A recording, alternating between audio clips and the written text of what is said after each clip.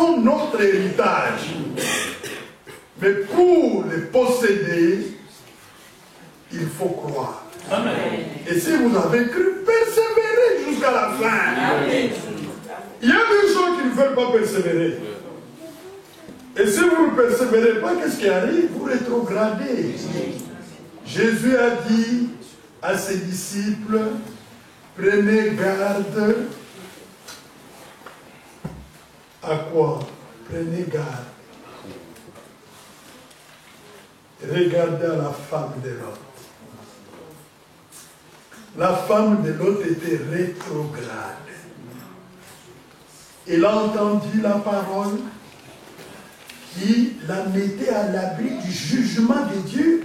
Oui. Elle a eu les instructions du Seigneur liées à cette parole. Mais cette femme n'a pas respecté les instructions du Seigneur. Elle est devenue une statue de sel. Elle était rétrograde. Nous ne sommes pas de ceux qui se retirent pour se perdre. Nous devons garder la foi jusqu'à ce que nous passions de la foi à la vue. Amen. Amen. C'est ainsi que notre père Abraham a persévéré. Il obtint le fait de la promesse. Vous savez, ne rétrogradez pas. La femme de Lot, tout son plaisir était à Sodome et Gomorrhe. Il a fait semblant de sortir. Le message était puissant. N'est-ce pas? Le message là était puissant. Les jugements étaient suspendus sur cette ville-là. Il y a eu des choses infâmes qui se commettaient dans cette ville-là. Ils ont reçu le message d'appel à sortir. Et il est sorti, mais son cœur était en arrière. Toute sa pensée regardait en arrière. Et qu'est-ce qui est arrivé? Il n'a pas pu persévérer jusqu'au bout. Sa marche s'est arrêtée là. Elle a payé avec les pécheurs de Sodome et Gomorrhe. Qu'il n'en soit pas ainsi avec vous. Amen. Amen. Écoutez-moi bien. Vous vivez en France, mais vous n'êtes pas des Français. De par votre expérience du salut, vous êtes d'en haut. Amen. Amen. Amen. Vous vivez en Amérique, mais vous n'êtes pas des Américains. De par votre expérience du salut, vous êtes d'en haut. Amen. Est-ce que c'est clair? Amen. Nous avons les yeux fixés sur les promesses de Dieu. Amen. Parce que les choses que Dieu nous a promises, ce sont des choses véritables. Amen. Si ces choses n'étaient pas, Dieu nous en aurait parlé. Mais il nous a dit, je m'en vais vous préparer une place. Je reviendrai. Je vous prendrai avec moi. Afin que là où je suis, vous y soyez aussi. Amen. Alors, Dieu nous a prédestinés à être des héritiers de toutes ces promesses. C'est un privilège. Quelle est la différence qu'il y a entre nous et les églises organisées? Elles ne croient pas aux promesses de Dieu pour notre temps. Nous, nous sommes porteurs des promesses de Dieu. Et partout où nous sommes, Dieu est avec nous. Amen. Et nous ne craignons rien. Car celui qui est en nous est plus fort que celui qui est en nous. Amen. Les promesses de Dieu. Dieu bénit ceux qui portent ses promesses. Amen. Bien-aimés dans le Seigneur, c'est merveilleux de lire tout ça. Nous venons dans Romains. Regardez Romains. Quel message merveilleux nous avons lu ici. Espérant contre toute espérance. Il crut en sorte qu'il devint. Sur verset 18. Il crut et devint. Oui. Oh, gloire à Dieu. Il crut et devint père d'un grand nombre de nations. Selon ce qui lui avait été dit, telle sera ta postérité. Amen. Et sans faiblir dans la foi, il ne considéra point que son corps était déjà usé, puisqu'il avait près de 100 ans, et que Sarah n'était plus en état d'avoir des enfants.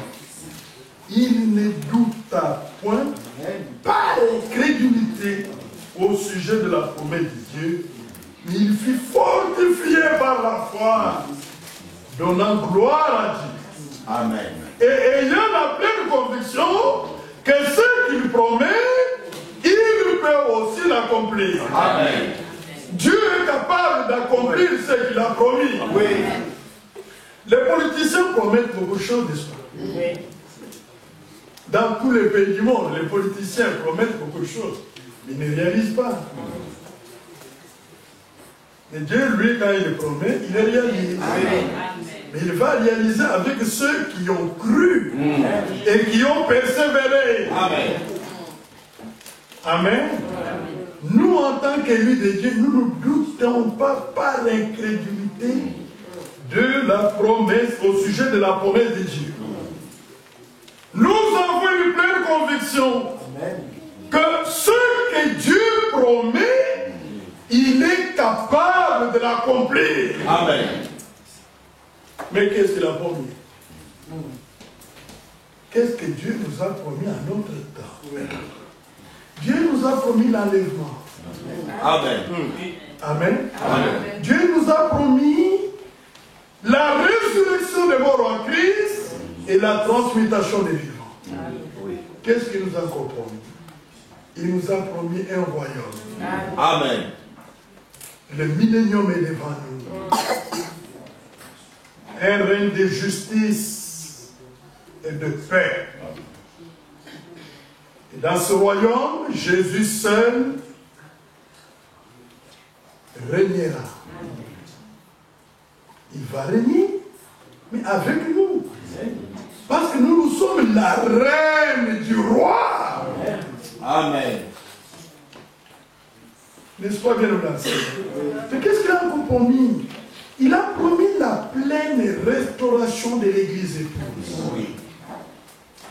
Tout ce que les puissants ennemis ont détruit dans l'Église épouse, le Seigneur les rétablira. Amen. Oui. Tout ce que le diable a détruit dans l'Église épouse, la communion fraternelle, l'amour fraternel, la crainte de Dieu, les expériences réelles du salut, toutes ces choses, Dieu doit les rétablir. Qu'est-ce qu'il a encore promis? Il a promis les nouveaux cieux et la nouvelle terre, où la justice régnera. Les nouveaux cieux et la nouvelle terre, ce n'est pas le millénium. Ça viendra après le millénium, après le jugement dernier. Et ce sera le retour à l'éternité. Parce que Dieu est sorti de l'éternité, il a commencé le temps. Nous, en tant que ses enfants, nous avons été prédestinés en lui. Pendant toute la période de l'Ancien Testament, nous étions en lui.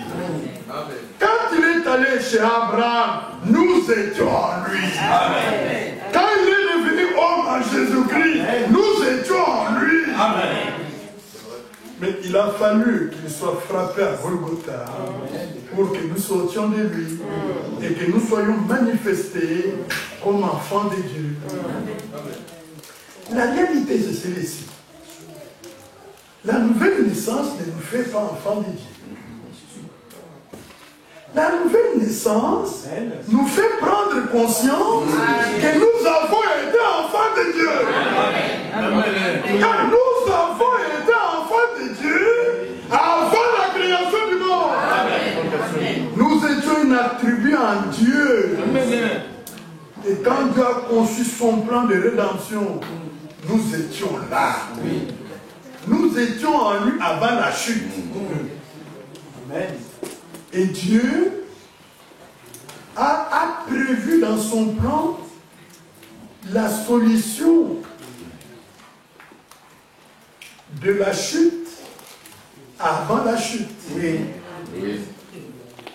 Est-ce que c'est clair ça? Oui.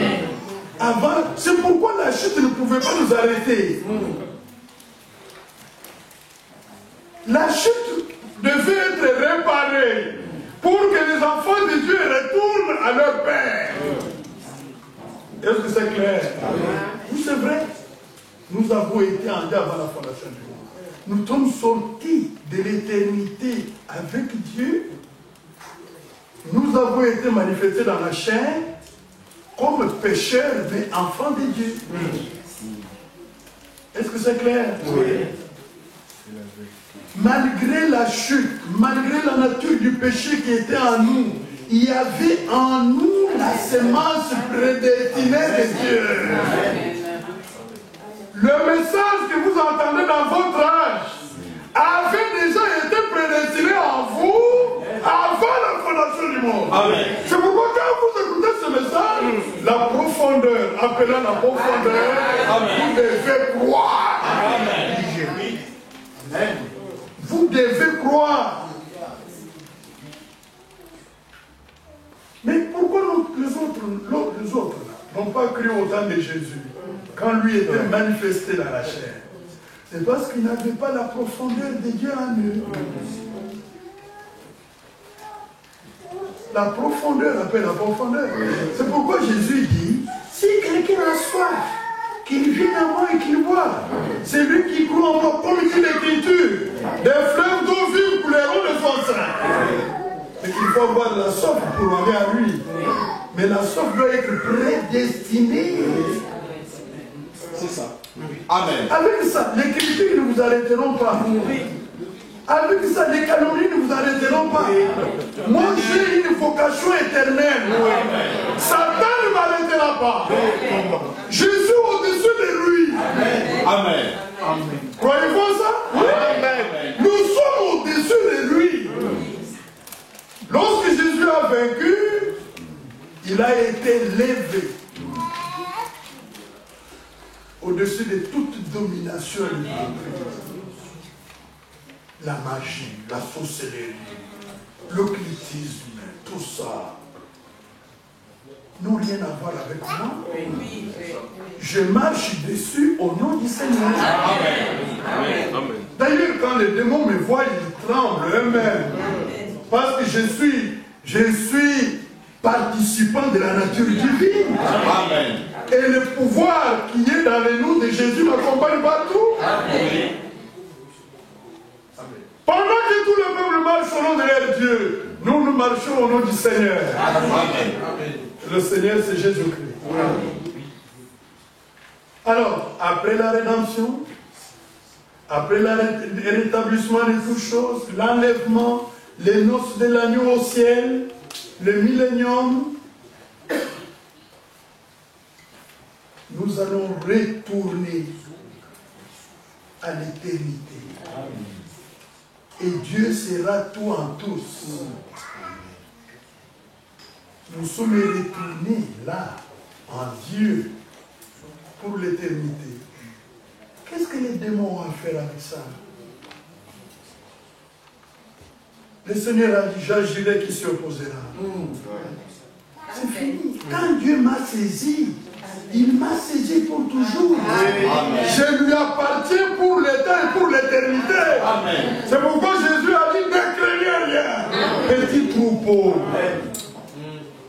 Car votre Père a jugé bon de vous confier, donner le royaume. C'est ça votre position? Oui. Amen. Amen. Amen. C'est ça votre position. Vous avez déjà vu deux boxeurs qui sont sur le ring. Avant même de commencer à se battre, on a déjà proclamé un vainqueur. Là, c'est nous. Oui. Là, c'est nous. Oui. Nous sommes vainqueurs. N'est-ce pas? Oui. Par Jésus-Christ, notre Seigneur. Amen. Amen. La foi